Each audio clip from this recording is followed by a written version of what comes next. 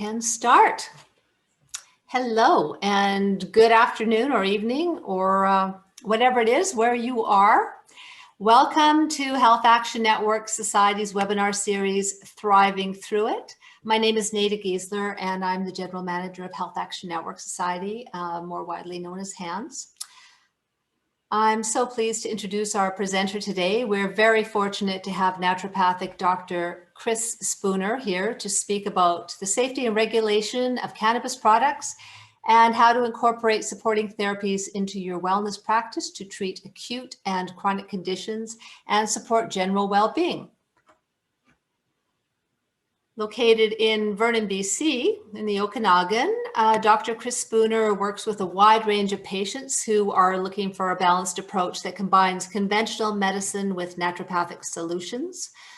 Dr. Spooner is dedicated to plant medicine, not only because he deeply believes in plant medicine, but because he knows firsthand the power of functional medicine approaches, integrative healthcare, and cannabinoid therapies. Tripped on that one a little. Dr. Spooner will take questions after the presentation. When that time comes, please use the Q&A feature at the bottom of your screen. This webinar is being recorded and will be made available for viewing on the Health Action Network Society website at hans.org. So without further ado, welcome Dr. Chris Spooner. Thank you, Nana. Thank you for that kind introduction. So welcome everybody. So looking forward to having this conversation, and yeah, let's get started here real quick. So just move through. So just a couple quick things. Just have to declare some of my potential conflicts in that.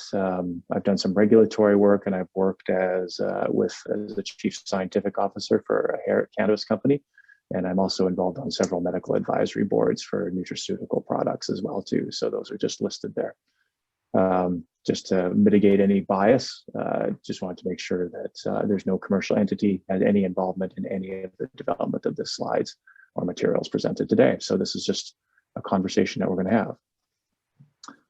What we're going to start off with today here actually is just the goals for the webinar. I'm going to start off here with a little discussion of the physiology and the function of the endocannabinoid system. So obviously this is a pretty hot topic, and we're rapidly learning more and more about this thing called the endocannabinoid system. And it turns out that we've had this cannabinoid-like compound circulating around in our systems for forever, and we're just starting to discover the impact of it as well too. So that's super interesting, and it has some very important reasons why we should sort of take a look at it. The most fascinating part of the endocannabinoid system is that when you take a look at many of our plant medicines beyond just cannabis, we actually see that there's a lot of interactions, and that many of the very commonly used herbal medicines that we have actually have a tie-in with the endocannabinoid system.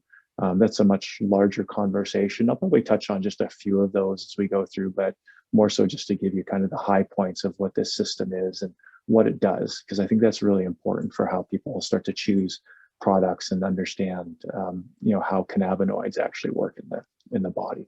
I want to talk a little bit about the cannabis plant. This is a hugely confusing area for many patients. Long and short of it is you have different varieties of cannabis plants, very much like you would have different varieties of roses. Different colors, different there's some basic elements to them, but there are variations in how you grow them and genetics that have an impact. And with cannabis, instead of being, colors of roses per se, what we get is different types of medicinal compounds, because the cannabis plant is actually a huge factory for many different, medically active compounds. It makes linalool, like we find in lavender plants. It makes pine oil, like we find in pine. Alpha pinene, components that we see in cloves and black pepper and anti-inflammatory agents. Those are all compounds that are actually made by this plant that aren't your sort of conventional cannabinoids that people are aware of, CBD and THC. So we'll talk a little bit about what that looks like. I want to talk a little bit about the legalization process and how that affects access. I've been working in the cannabis space since about 2010. So we're going on close to 11 years now. And I think, we were all very excited about legalization as it proceeded, because we, many of us that were working in this space had seen it do very remarkable things, and we were quite fascinated by it. However, the process as it unrolled created a number of really interesting things, and probably a number of unintended side effects. And most of it is that we've ended up with what was, supposed to be a medical access source to now seeing one that's just a recreational source. And I think it's probably very helpful. And for people who are particularly interested in this or wanting to be active, the legislation is up for review this October. It's now been 3 years. And so now is the opportunity to provide feedback to government about how we might change and, what we've learned in this process and what that looks like. So I'd like to touch on some of that and give people an aspect or an understanding of what's going on there. And then finally, we'll just discuss the roots of administration and review the literature on dosing, what types of doses people are using, how you can apply using cannabis, why you might choose one product over the other. So it's a fairly, streamlined, I suppose I'm laughing at myself because I never make anything streamlined, but it's a fairly streamlined presentation for me at least. But and certainly we'll have time for questions at the end. We'll leave some for that as well too. So let's talk about this thing called the endocannabinoid system. So one of the things that this system does is that it's actually regulatory. So it's about maintaining balance, okay? So you're trying to get this maintenance of a constant internal environment, and in response to internal and external conditions. And so this whole endocannabinoid system actually is really quite key to it. It's important to recognize too that this system is balancing. It's kind of like your thermostat, right? It gets too hot, turns things up, gets too cold, starts to turn off furnaces and things like that. But there also is a limited capacity for it. And it's also dependent on a lot of other things as well too. One of the areas that I do a lot of work on is this integrative framework, because it turns out that cannabinoids, do a lot of things, but they actually work better when you combine them with many traditional, integrative therapies.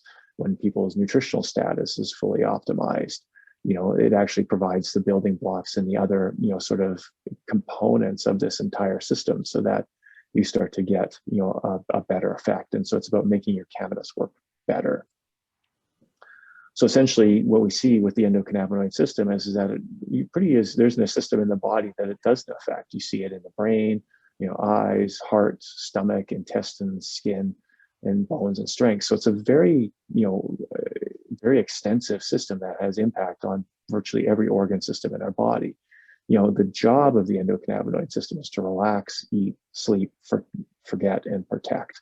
And so when people think about what cannabis is being used for, things like PTSD, that's kind of, one place where we see some real benefits for it as well too. And that's because it helps to bring down, it takes a system that's ramped out and maxed up and starts to bring some balance back into it a little bit as well too, and some capacity.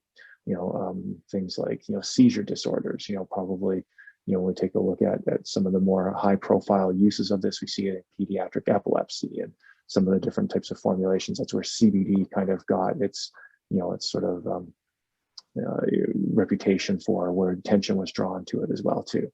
But I've seen it do really remarkable things in lots of areas. I've had cannabinoids help patients get off diabetes medications. We've seen it work with arthritis.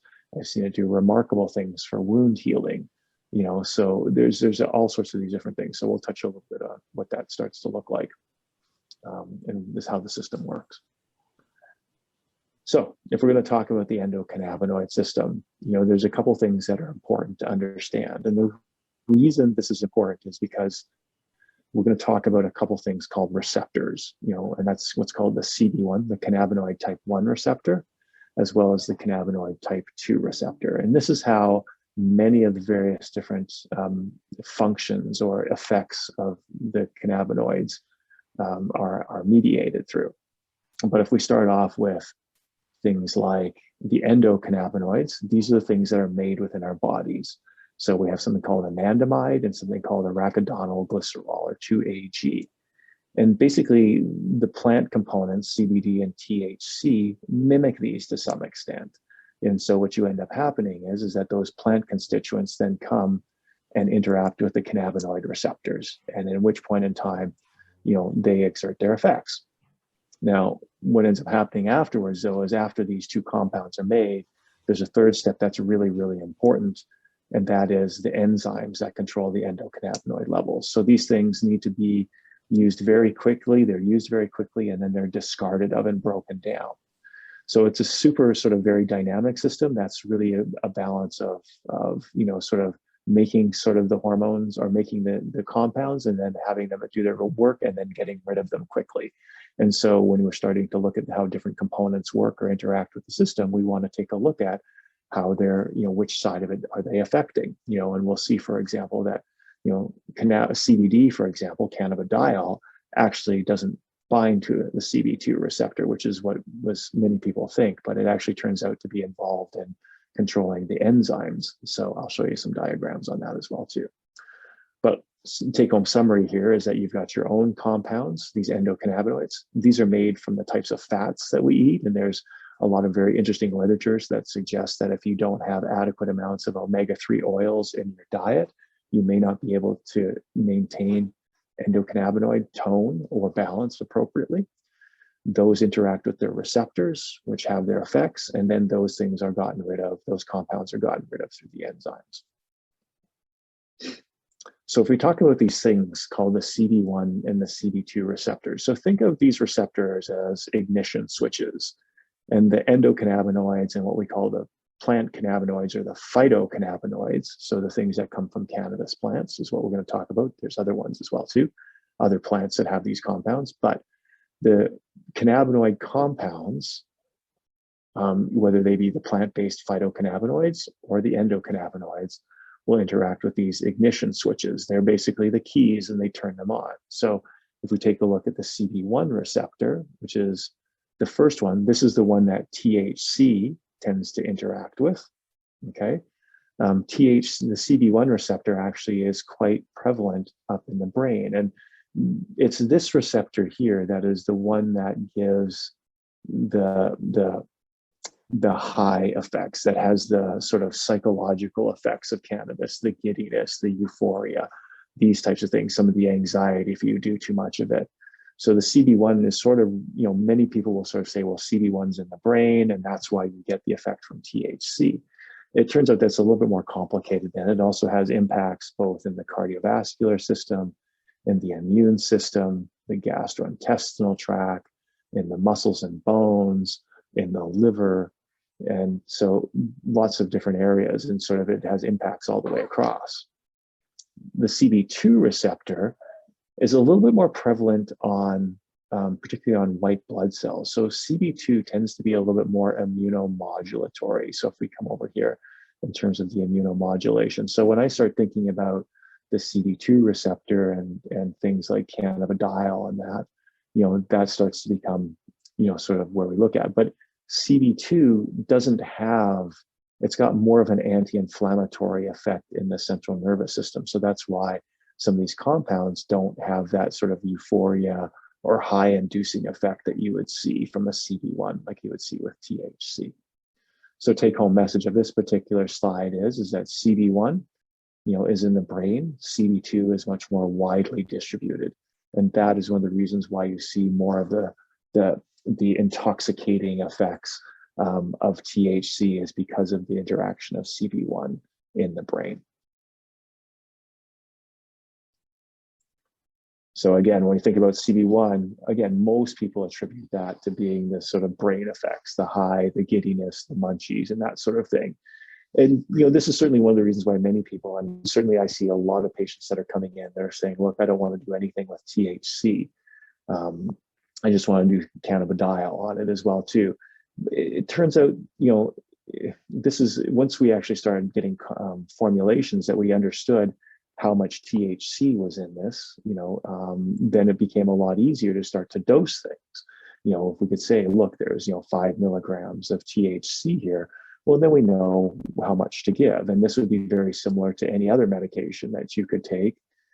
For example, if you take, an antidepressant medication or a sleeping medication or a blood pressure medication, there's a dose where it's effective for you. And as long as you know how much of that medication is in the particular, product that you're giving, then it becomes much less complicated.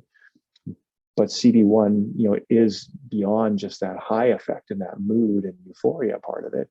You do see that it's got some really significant effects, particularly in things like insulin, in the liver. There's some really interesting stuff that talks about the endocannabinoid system and the microbiome having impacts on things like fatty liver and cirrhosis in that. We see impacts on adipose tissue. So there's roles for it to play in things like metabolic issues like weight loss and appetite and diabetes. You're seeing some aspects of this also too in the gastrointestinal tract. So the endocannabinoid system looks like to be the, a key interaction between the bacteria in our digestive system, our immune system, and also the brain as well too. And what we look at is the gut-brain axis. And then we also see impacts in the muscle tissue as well too, particularly around blood sugar and glucose utilization. So the CB2. So again, this one here, if we saw this little diagram right here, CB2 present spleen, bones, and the skin. And you'll see that if you come over here and look at the brain, there's not a lot of these CB2 receptors in here. Well, there aren't really any. The CBD works in a slightly different way, so we'll touch on that.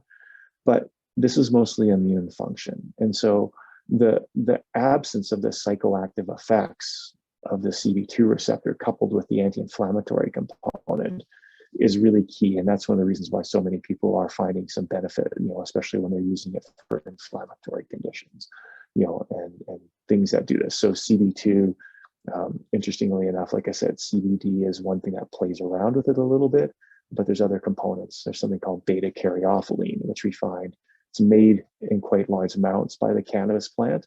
And so that's why people think that cannabis, helps with some of these issues, and it maybe not the THC or the CBD, but some of these other compounds. The CB2 receptors are also expressed primarily in the immune cells, so it has this immunomodulatory effect as well. So again, it ties in with this inflammatory conditions. And then the level of the expression of these receptors, how active this receptor is actually quite reactive to when inflammation is going. So, it becomes something that's, these receptors go up and down based on the inflammation status. And so it's very much, again, when we think about CB2 receptors, we're thinking about inflammation, and any, because of the extent that these receptors are spread throughout the body, it then becomes something to take a look at on a lot of different levels. So let's talk a little bit about how these system actually works. So I'm not going to spend a lot of time on this, but mostly just to show you how this all works. Basically, this is a nerve. We go back here, actually go back. So in the brain and throughout the body, wherever there's a nerve, there's a little gap called the synapse. And this is kind of like the plugs, on your extension cord. You got to hook two ends to the, two ends of the cord together to attach it. Well, there's a little gap in between, and that's what we start to get. And the way that the signal jumps across the nerve is through these neurotransmitters. So where the endocannabinoid system starts to work is it helps to modulate the effect of these neurotransmitters. So in this particular case, you're getting something called glutamate, which is an excitatory neurotransmitter. It crosses the gap and it continues on with the nerve stimulation. But it turns out that you get this activation of the endocannabinoids in this pathway, and it actually feeds back through these to the CB1 receptor, and then these things get broken down. But this is a balancing effect, and the THC ends up binding to this receptor right here and modifies this. So it either can turn the sensitivity up or down. And so this now acts as a thermostat. And this is really kind of a big deal, because it was thought that these nerve symptoms just go one way. And that was the whole idea between neurotransmitters. Now, to understand that you can actually reverse it back and control it and modulate it, that becomes a really, really big deal. And this is where we see here. So this retrograde signaling is what it's called, where here you get the endocannabinoid, it binds the receptor and actually slows down the excitability of the nerve. In this particular case, there's another area which we'll talk a little bit about these other different types of receptors that are involved. And then there's also an interaction with immune cells as well too. So there's multiple different ways that endocannabinoids act, but the big way that it starts to do is this sort of balancing control effect through the CB1 receptor. Outside of the central nervous system, we see the CB2 receptor right here.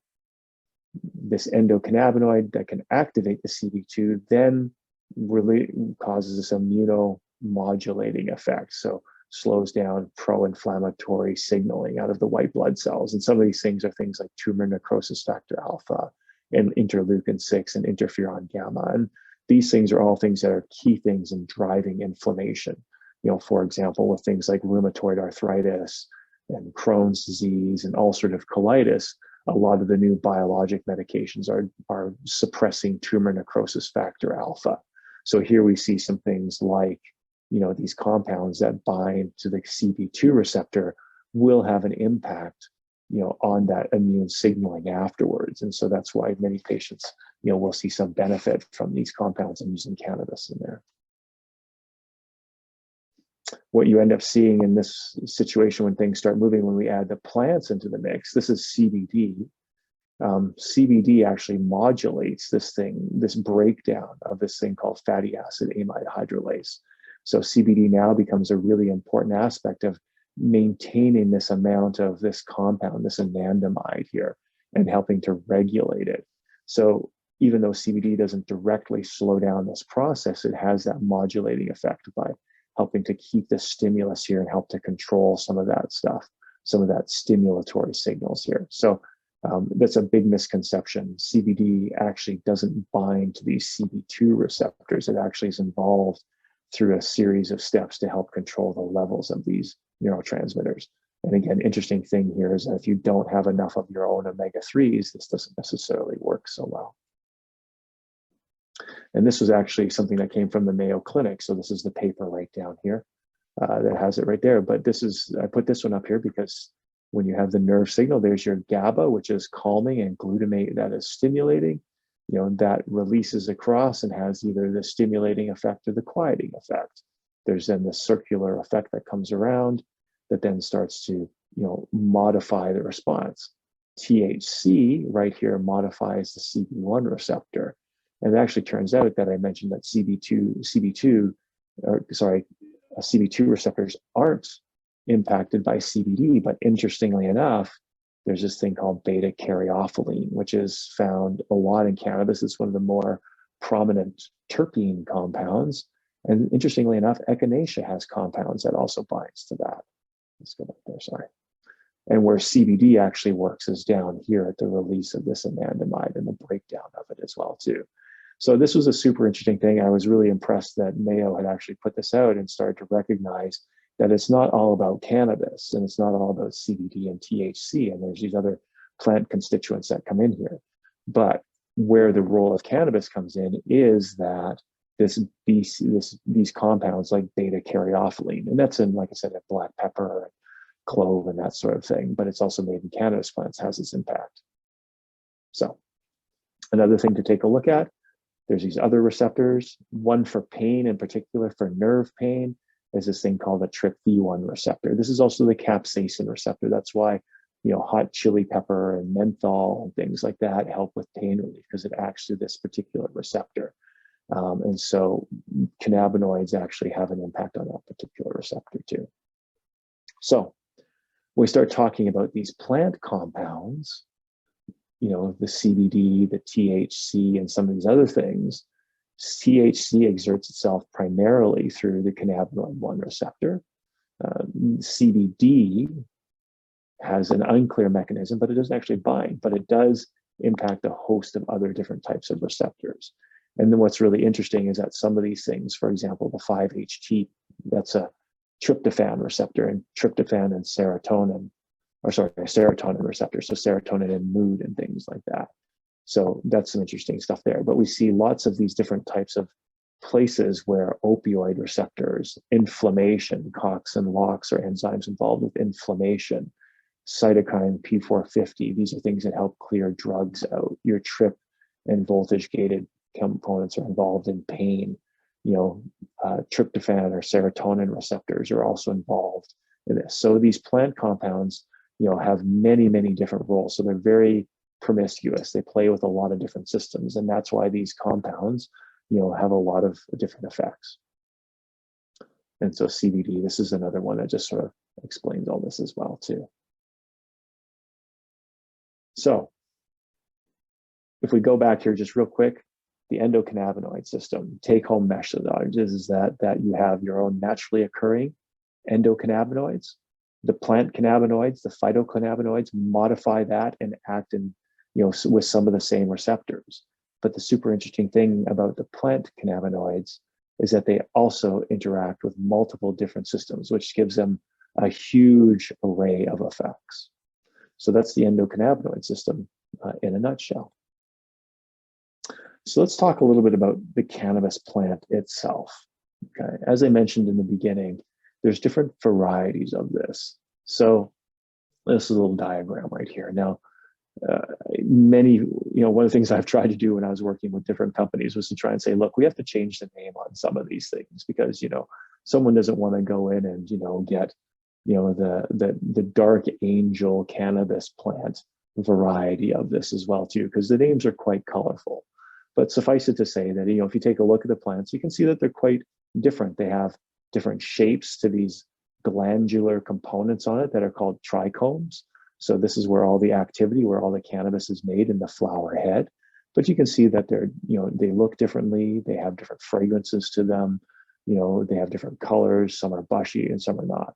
But essentially, these things start to look like just different varietals, and so, let's just take your heritage tomatoes, you've got different colors and different compounds that are being produced in these plants, based on genetics, essentially. And so one of the things that in the cannabis space is that, they crossbreed to try and get things to produce very specific types of cannabinoids. So, for example, the recreational market, people want high THC. So you're crossing these plant strains and breeding them to try and produce very high THC content.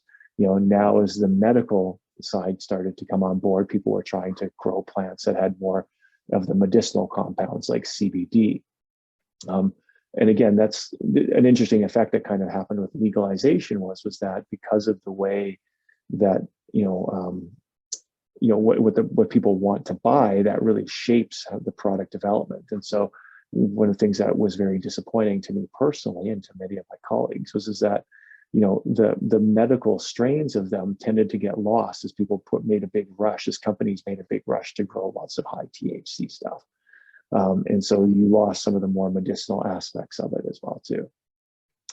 But one of the things that's really interesting is the growing conditions and processing will affect the cannabinoid content. So again, when you go out and you're looking at, the different types of products, you can buy a dried flower, you can buy an oil, you can buy vape pens, you can buy, a whole slew of different edible compounds.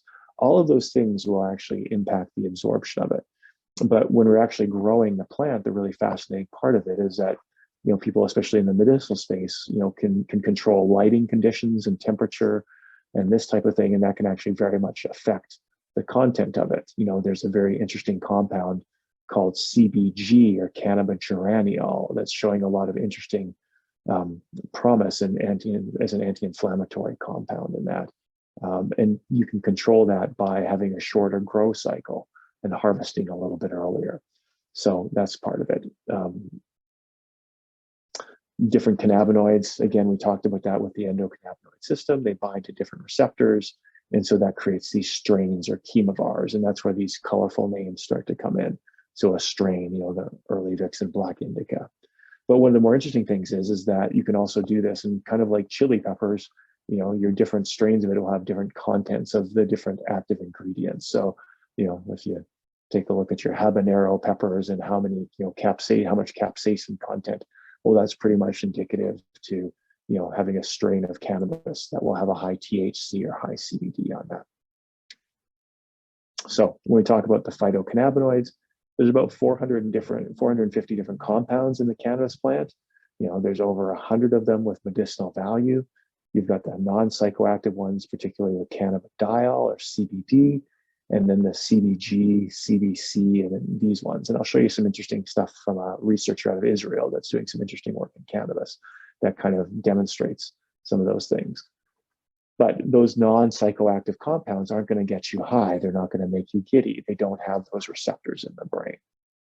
Your psychoactive components, the delta-9 THC or tetrahydrocannabinol, that one is the one that does bind to those receptors into the brain, and it can make you giddy, and that has that intoxicating effect, so that's another aspect of it.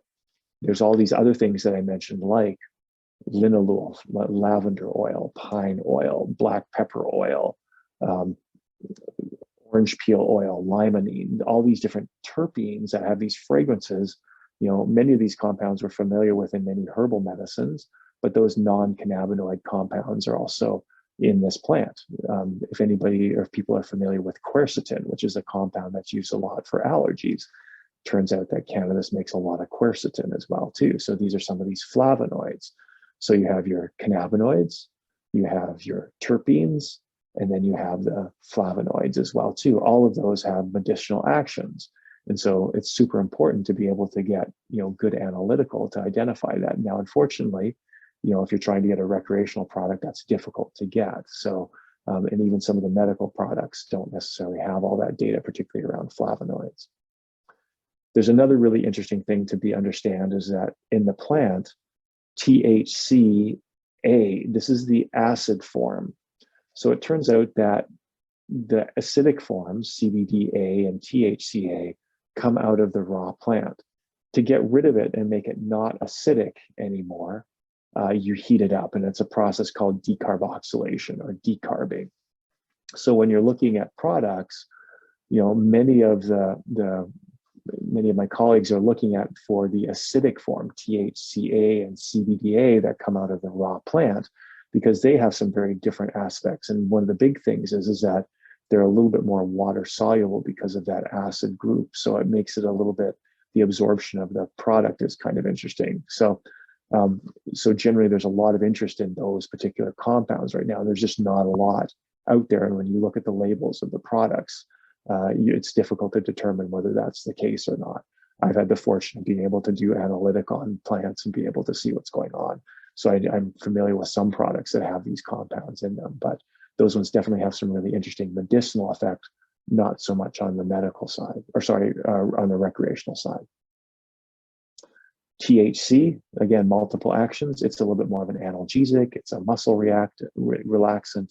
It's anti-anxiety, antidepressant, psychoactive, and it's also an anti-nausea, all through those different receptors that it kind of binds through.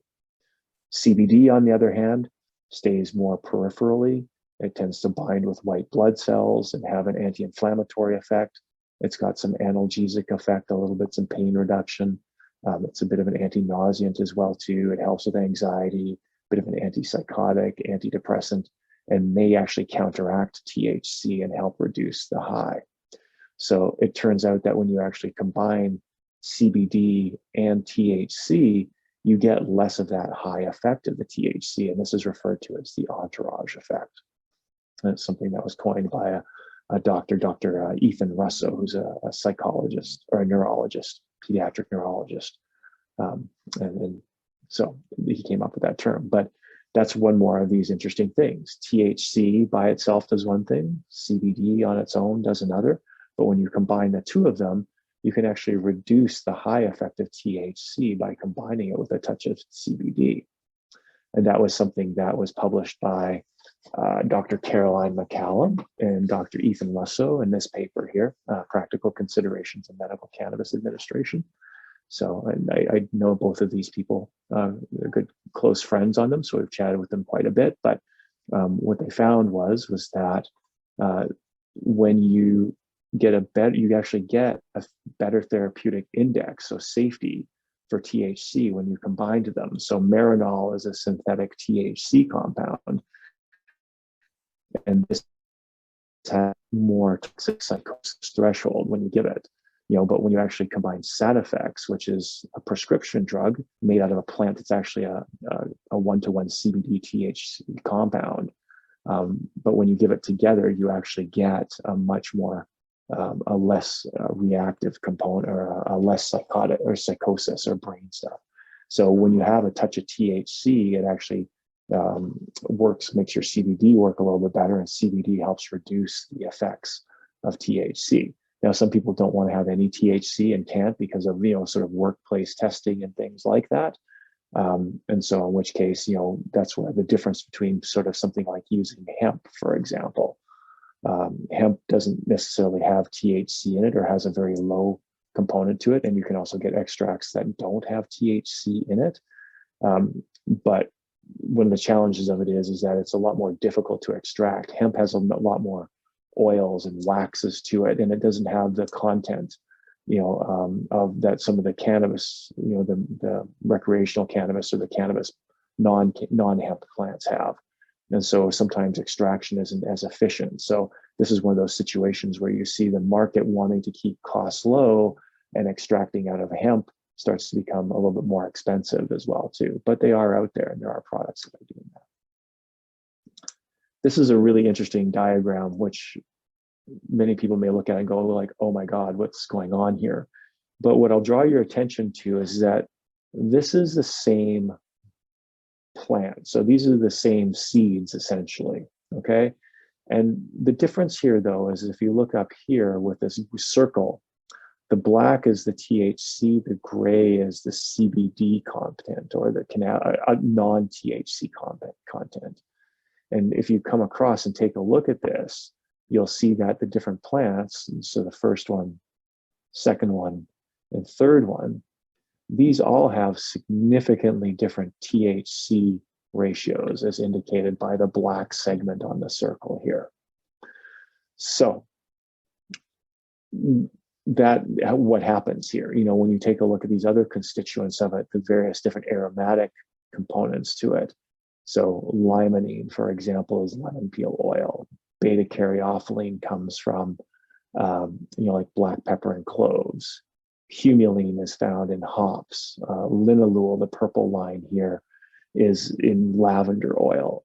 You can see that the terpene content of all of these is very similar. So the medicinal action of these particular components of them, anti-inflammatory, calming, that type of effect, but the cannabinoid content, high THC versus CBD. So this is certainly something that causes a lot of people when they're trying to buy products. They don't quite understand how they go buy one product and then you have one effect, and then the same product from a different grower or something like that has a completely different effect. And a lot of that has to do with the growing conditions, and experienced growers know how to work with this. So, and then the other thing that people will often run into is that you have the types of the plant, the different strains of them will have different contents. So a high CBD versus a mixed THC CBD versus a high THC, the plant can do this. And one of the things when you take a look at this is that the vast majority of samples that are high THC. In this particular study, over almost 800 samples, whereas these other ones with the high CBD or the mixed THC are much less. But if you're out there, and familiar with the lingo, these will often be referred to as indica and sativa. And what ends up happening is that this new naming, type 1, type 2, type 3, is slightly different. That's a little bit more accurate. Indica and sativa tend to refer more to effects. Indica tends to be more calming, indica in the couch, sativa stimulating, ST, sativa stimulating, ST is how I kind of remember it as well too. So, but they're not always sort of necessarily different strains. And again, this was just a quick little thing, just to kind of reiterate some of these other medicinal compounds in here that, you've got things like from pine bark and pinene and lavender, and linalool, and you can certainly take a look at all these other different compounds that have impacts. The ones that tend to be, the most commonly looked at is this one called beta caryophyllene, humulene, linalool, and pinene are big medicinal ones that tend to have, sort of the more significant effects on that. There's something else called myrcene here as well too, which tends to be quite calming and muscle relaxing and antispasmodic. And that's in lemongrass and things like that is found in lemongrass. But these are a really important component of it. So understanding the terpene component of this is the other thing. And I know it starts to get a little confusing, because you're like, oh my goodness, THC, CBD, and the terpenes. But if you start to sort of come in to say like, well, what am I looking for? Am I looking for something to be more relaxing and calming, or something versus more pain relief, anti-inflammatory? Those things start to become elements that you can start to pick a little bit. This is another little table that comes from, sort of the Mayo Clinic proceedings as well too. But, what's all in hemp oil products and this type of thing. You can see the various different aspects of it. There's your beta caryophyllene from black pepper. This one here tends to be sort of, anti-inflammatory, limonene, and a host of other things here as well too. So that's why it gets so confusing, is you've got multiple different ingredients on this. So like I said, these are different ingredients. Now up here in Canada, the labeling's pretty good for THC and CBD. Some of them are starting to do more of the terpene components to it as well too. And so you can start to pick up some of those things and identify those different products. So let's talk a little bit about just the Canadian experience here real quick, and let's just talk about legalization. And the reason I bring this up is because this law is under review in October here. And so if you are interested in sort of, or confused about this or wish to have input, I'm just going to suggest to you where some of this stuff came into. But one of the things that, we were all very hopeful when legalization came about.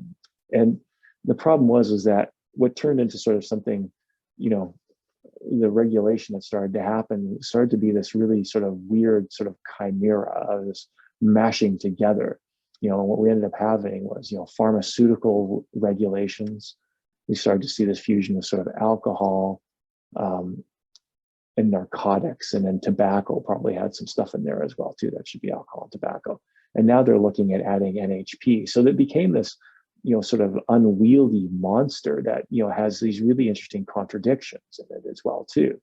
So for those of you that aren't, I did a lot of regulatory work. So this was something that really fascinated me. But one of the big things that you see here, and for those of you that are wondering, it's like, and if you've looked at good in cannabis, you're like, well, do I go to the medical route and get access to cannabis for medical purposes, which is right here? Or, do I just go get the recreational? Or wait a minute, there's drugs out there with cannabis as well too? What's this all about? And one of the really interesting things that started to happen here, and the only thing that I can explain is that myself as a naturopathic doctor here in BC, I have prescriptive authority, so I can prescribe many medications that your family doctor can. There's a couple that I can't, and those are because they're federally regulated. So things like opioids and testosterone. And it turns out that cannabis was federally regulated at one time as well too, under the Narcotics Control Act. And the problem was that they kind of merged all of the regulations together. And so what ended up happening was that, they call in one part of the act a practitioner, whereas over here they call it a healthcare practitioner. And this started to be why, if you wanted to get a medical cannabis license, you had to go to a medical doctor. It was because it was a healthcare practitioner. And not all practitioners are healthcare practitioners. This is a nurse practitioner or a medical doctor, and that's it. Whereas over here, a practitioner is anybody who has prescriptive authority under the province. So these laws right here, which when I had an opportunity to talk with, the Minister of Health's senior policy advisor, this is one of the reasons why only medical doctors and nurse practitioners can authorize medical cannabis, is because of this. If they just crossed it out and said practitioner and practitioner, it would actually harmonize it across the board, and you'd actually start to see this. So it's an interesting little thing. And for those of you that follow regulation or wonder why stuff happens, basically they kind of merge these sort of different aspects of things together, these different regulations, and didn't realize that there's these unintended consequences. So hopefully this will change. One of the other interesting things that happened out of this is because there's already drugs, it turns out that things like CBD and THC are all going to be classified as prescription drugs, but there aren't any prescription drugs. There's just one Sativex with cannabinoids in it. So we have this whole framework in place to make, CBD and THC and this type of thing drugs, but we have no drug companies doing it. And why would a drug company do it when you can go and buy the product in a recreational product? So something like the drug called Sativex, which is a THC CBD drug, it's a $700 drug. Like to buy 30 mils of it it's $700. But you could go down to any of the recreational stores and buy a THC CBD product with approximately the same cannabinoid content in it, probably for $30, $40. So this was one of these unintended consequences of the regulations, is that, you know, they sort of had this pharmaceutical drug element to it. You know, they're hoping that drug companies would go and make these drugs so that those could then be prescribed by practitioners. But the problem with it was that then they also made it available in the recreational market. And now you can go and buy these things much less. The only problem is that people in the recreational outlets can't talk about the health benefits, and there aren't any drugs that you could talk about the health benefits. So we're stuck in this really confusing space of people wanting to find some information about how to access these drugs or how to use these compounds, but you're prohibited by law from talking about, you know, the health benefits of the recreational cannabinoids, even though those recreational products have an identity, a mirrored component in the pharmaceutical space. So, and that's why you get this sort of confusing mess of things where you've got a legal aspect of it where, you know, you go to the licensed producer, you get a medical authorization, and it gets mailed through to you. Now there's a third way where you just go and buy it recreationally, but that's not even the medical side of it. And on the other side of this, you have the illegal side of it, which have been very adaptable and very difficult to stamp out. You know, and so what you end up getting is a black market products that start to creep into this space as well too. And so if you are looking for a product, you know, that's clean and tested and doesn't have any contaminants and things like that in it, then you definitely want to go through the licensed producers and access it through either the recreational sales route or the medical route. But this is always this isn't necessarily an easy way to go about doing it, because many of these things, what ends up happening is they're very difficult to tell. And when we talk about sort of this issue about recreational versus medical, this is some research that showed that, basically 74% of respondents or 72% of people that are using cannabis are using it as, sort of a medical component to it. So now what we're seeing is this real messiness where people are actually going to a recreational retail store. They're buying a cannabis product because they want to do something like sleep, to relax, unwind, or they're something along those, pain control, or they heard something about, CBD helps for pain and arthritis. And so they're accessing it. But then what ends up happening is that, very few of them this whole framework is set up for a recreational use, and so a vast majority of people, you can't get good information to where you go and buy your product about how to use this medically. And the only other way to do this is to go through this more convoluted medical route. So this is why it's such a mess. So when we start talking a little bit about, licensed producers versus dispensaries, a licensed producer is required by Health Canada to have, manufacturing standards and pesticide control and test for heavy metals and things like that. Dispensaries don't, or the illegal markets don't. The legal supply of cannabis is in the LP, dispensaries not so much. A medical card, doesn't necessarily mean when it's legal, you can get it through both. So that's a bit of confusion. The testing for contaminants, licensed producers are required to submit that, and they have to do product recalls if their product isn't clean. Dispensaries don't. Your consistency of your THC to CBD becomes really important. And so that's something that you can get with the LP that's required by law, whereas dispensary, it can be really hit or miss. Authorized by a medical doctor, you can get this through both, which again is one of the things that adds to the confusion around this. And then, now that we've got on-site distribution, you can get this here. So this one needs to be updated a little bit, but dispensaries often will be able to sell you a vast array of products. So just to show you this real quick. So here's an example of a website. So the question is this one actually legal? And this one actually isn't. This is a product company that, they make, they're actually medical suppliers. They supply to patients with medical authorization. And they're providing these products, but products like, this concentrates like these actually aren't available within the legal market. So that's sort of a dead giveaway right away.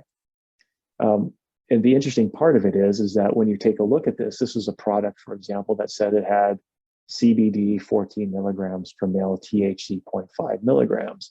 Yet I sent this product off to have it analyzed to see what was in it. And you can see right here, there is no CBD in it at all. And this was done by,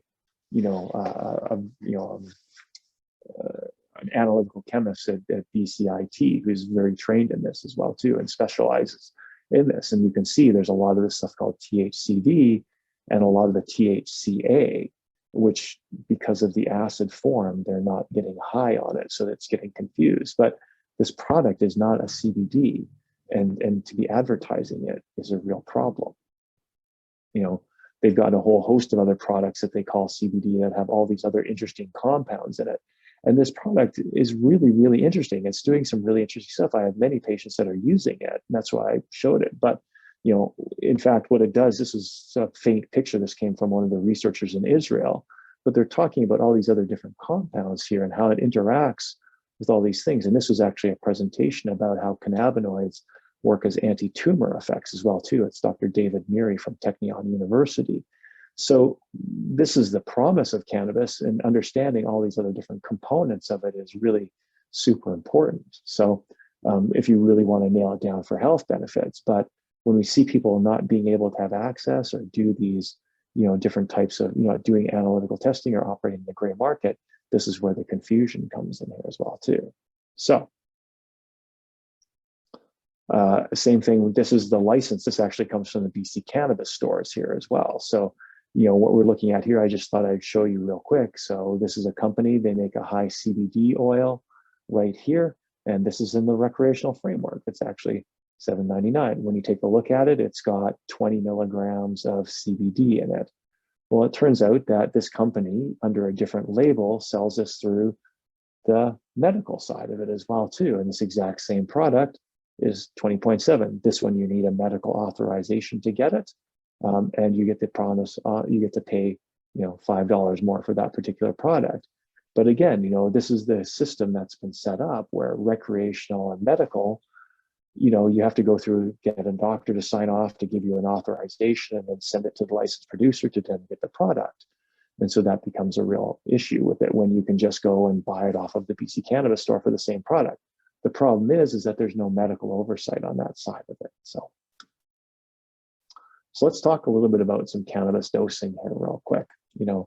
Again, I know that it's a complicated issue, and hopefully we can answer some questions to go through here real quick. But, take home message so far here is that, THC and CBD operate on a system called the endocannabinoid system. One of them has receptors in the brain, one of them not, which then starts to have those effects on the psychoactive component on it. So if you want to avoid those effects, you probably want to stay away from some THC or use a very small dose of it. When you're accessing these products, accessing them through a licensed producer, which has the standardization and can give you the analytical on it, is a better way to go, but you need to be very cautious with that. From the dosing standpoint, when you're looking at dosing these things, the medical goal here is the lowest possible dose for symptom control, okay? So symptom control does not equal the high effect of this here. So again, this comes from Dr. Caroline McCallum, and her and Dr. Russo have written this paper right here as well too. And again, Caroline and I have had Dr. McCallum and I have had many conversations about this. But if you start low and go slow and stay low, that becomes really, really helpful. So for example, Dr. McCallum uses a starting dose of about 2.5 milligrams of an oil or of THC, usually in an oil, gradually increasing that and stepping that up over the course of, a week or so to see how you respond to it. 10 milligrams is a fairly big dose. Most patients will start to feel a little bit in and around 5 milligrams. So if you're using a gummy or if you're using, an oil or something along those lines, that's what you're going to look at. Dried flower is a little bit more complicated. Average dose is about 1 to 3 grams of dried flower. Only 5% of patients will actually use more of that, and that comes from Dr. Mark Ware, out at McGill. Tolerance to the THC actually builds up over time.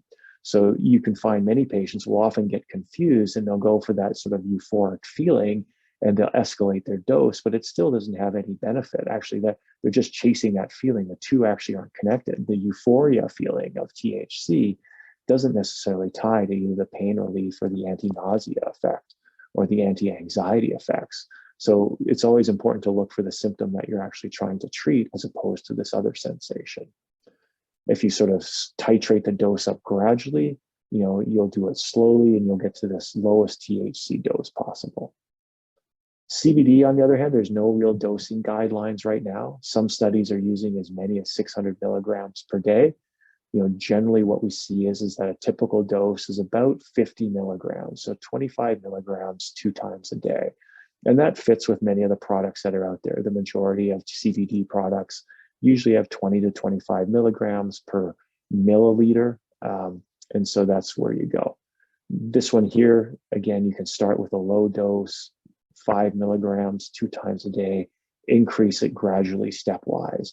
It's not terribly intoxicating, or there is no intoxicating effect to it. It's well tolerated. The biggest problem is that cost eventually is going to be an issue on that.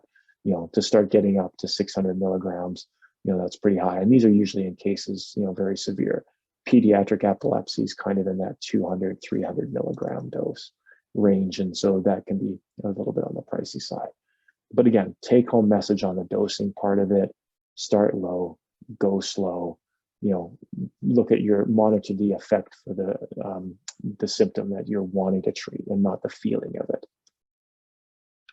There's some things to look at about smoking, vaporization, and oral.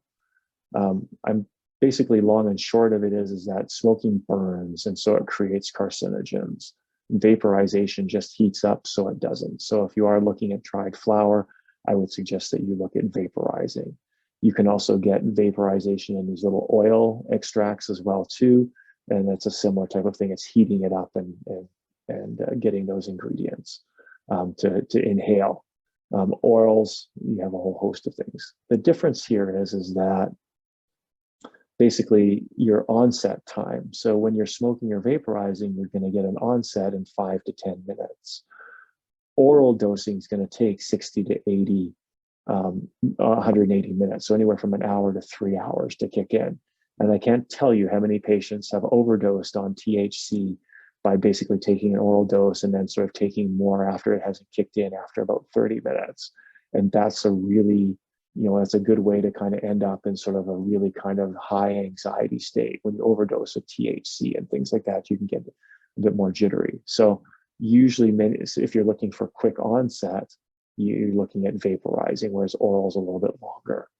Duration of inhaled forms is 2 to 4 hours, where it's 6 to 8 hours orally. So if you need something that's a little bit longer acting and slower onset, so if you're looking for, say, something like to help you sleep or for pain at night, maybe you use a small dose of oral before you go to bed and sleep through the night. Whereas if you're looking for something through the day to help take some more of the pain off really quickly, you can take a small little puff, let the action kind of set in, see if it's what you like for your nausea or your pain, and that can be helpful for more episodic. There's some cons with this. Vaporizers, are a little bit more, it takes a little bit more use to get to. With the oral, it's a little bit harder to kind of figure out, but that's usually fairly easy to figure out after a few times. Just to touch again on the smoking, smoking's a much higher temperature. You're getting a lot of carbon monoxide and carcinogens out of it. Vaporizing is much lower, 180 to 200 versus 600 to 900. You get very little of the carbon monoxide in there. It's more efficient. There's dollar savings. It's a little bit safer. And, there's 2 vaporizers that have been approved for medical devices. So 1 cannabis cigarette can equal about 4 times the tar of a nicotine cigarette. So another reason why not to smoke. And so many patients will mix tobacco and cannabis together. But long and short of it is, vaporizing is a good way to go. And finally, just to kind of wrap up here a little bit with some of the side effects, again, THC, as long as you start low and go slow, you're going to be fine. The most common side effects you'll see is some drowsiness and some dizziness, a bit of a dry mouth. Again, if you're smoking, you can get a little bit of a cough. If you start to get dosages really high, some people can get a little bit more anxious. and a little bit more sort of, goofy type things. Those are the most common side effects of THC. More common is the euphoria, blurred vision, and headache. And then rare, you get more of this toxic psychosis and depression and tachycardia and heart stuff. Some people get a condition where they can start vomiting with cannabis hyperemesis, but this is very, very heavy users. If you stay within those guidelines that Dr. Russell and Dr. McCallum list off, you're not going to run into any problems with that as well. And as long as you start low and go slow, you're not going to have an issue at all. So that's kind of the overall summary of it. I know that's a lot of material here, so let's have some questions, and then we can maybe start to narrow it down there a little bit. But for those of you that are still on the line, let's fire away. That was such a great presentation. It is a huge topic, but I think you've given some really solid advice to people who just have some curiosity about how to proceed on their own. Some really good, safe, logical direction. So thank you so much. That was great. You're welcome. So yes, if anybody has a question, please just type it into the Q&A feature at the bottom of your screen. Diane did have a question and a comment. She says, brilliant work. Thank you. Are all provinces in sync with symptoms and dosing?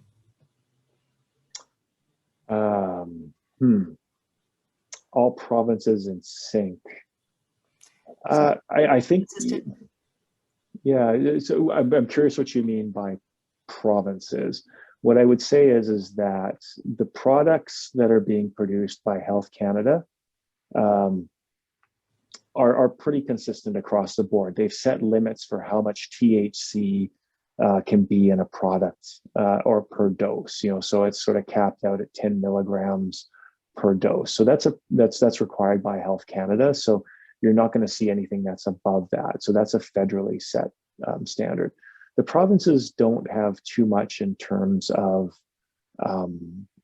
anything to say really about sort of that aspect. That's all set by Health Canada. With regards to sort of symptoms, what was the rest of the question there?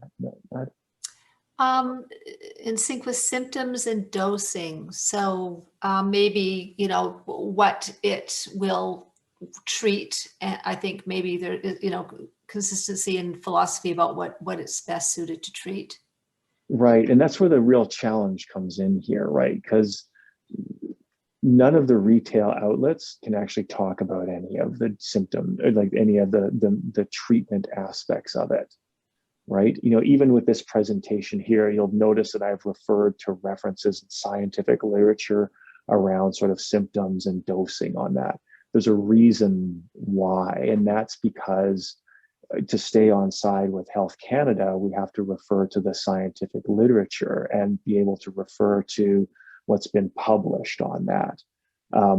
Beyond that, we can't actually give medical advice because Health Canada hasn't said that there's only 3 conditions that are identified for being the conditions that cannabis is effective for. So nausea relating to chemotherapy, spasticity in MS, and unremitting pain unresponsive to opioids. So those are the only 3 conditions that you could actually say cannabis works for, as from Health Canada and from the guidelines like the National Academies of Science. There's a whole host of other things that we've seen in clinical practice that it's incredibly helpful for, and that there's a lot of research coming out for from preclinical, but there hasn't been large clinical trials that would justify that. That's the difference between having cannabis as a drug versus having it in the recreational space, is that you need those drug trials to be able to set dosing and whether you can actually make a medical claim to this. And this is the same thing that you see in supplements as well too. There's approved natural health product, health claims that you can make, but that hasn't been done for cannabis either. So I'm sure I'm not answering the question, but basically the question is that within the provinces, they can't really talk about what it's helpful for in terms of a health condition. That's set by Health Canada, and the work really hasn't been done, and that's one of the major frustrations that we all have. Thank you. I have another question here. Are there any data that you are aware of that show helpfulness of CBD THC for dementia and its symptoms of agitation and paranoia. Mm-hmm. Yeah, interestingly enough, the US government actually holds the patents for cannabinoids and neuroprotectants. So that's actually, you can Google it. There's a US, I forget which patent number it is, but so that's interesting. And they've held it, I think, since 1991, believe it or not. So there's some interesting stuff out there. I think that, I don't know off the top of my head. I can certainly find, I know there's stuff out there on this as well too, but there's definitely published papers about the CBD in particular works as an anti-inflammatory. When we take a look at cognitive things like Alzheimer's and dementia and Parkinson's, we know there's a neuroinflammatory component to this as well too. We certainly see with some of the endocannabinoids, like things like PEA and beta caryophyllene and that those have some of these anti-inflammatory elements of it. So yeah, I mean, if you want to connect with me, I could certainly get you some of the literature or give you a list or a reference list. You've got my website right here, and there's my email there as well too. So feel free to send that request along, and I can direct you to some of that. That's very kind. Thank you. And another one, can you speak to studies re blood pressure reduction? Blood pressure reduction. Let's see here real quick.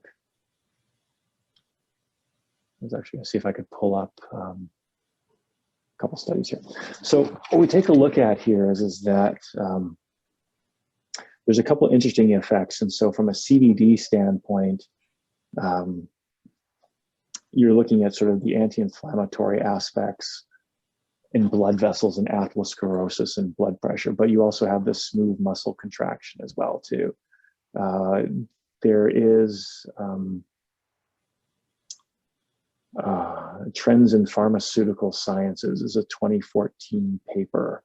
It has a host of things talking about the various different receptors that CBD, THC, and the other cannabinoids bind to and how it impacts that as well too. Again, same thing, email the office here real quick, and what I'll do is I'll get you a link to that particular paper. But essentially what you're seeing here is impacts on muscle contractility and also on things like nerve innervation of the heart and vagus nerve, affecting things like contractility and blood vessel contractions around too for heart disease. Toss in the anti-inflammatory effects of CBD, and we know that atherosclerosis and heart disease is an inflammatory element, and there's probably some interaction there. There's a receptor called PPAR alpha and PPAR gamma. Those have significant roles in this cardiovascular effect as well as the metabolic effects of things like diabetes. And so that's probably where CBD is exerting its action from in the cardiovascular system. Great, thank you. So I think that's it for questions. Oh, all of a sudden we have more. Spoke too soon. Any benefits for eye pressure in open-angled glaucoma? Yeah, that's an interesting one. I've definitely seen patients, particularly with THC, and there's been reports of, a little puff of THC seems to help reduce some of the eye pressure on that as well too. I know that there's some companies that are looking at eye drops for this.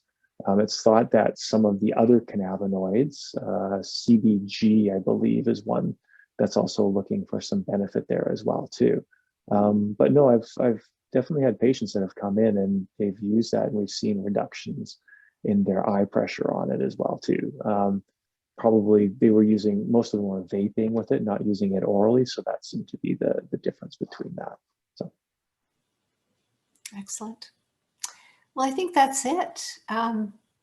Thank you so much. As I said, big topic, but you've explained things beautifully, and I think you've piqued everybody's curiosity about some aspects of this and provided some great information. So thank you very much.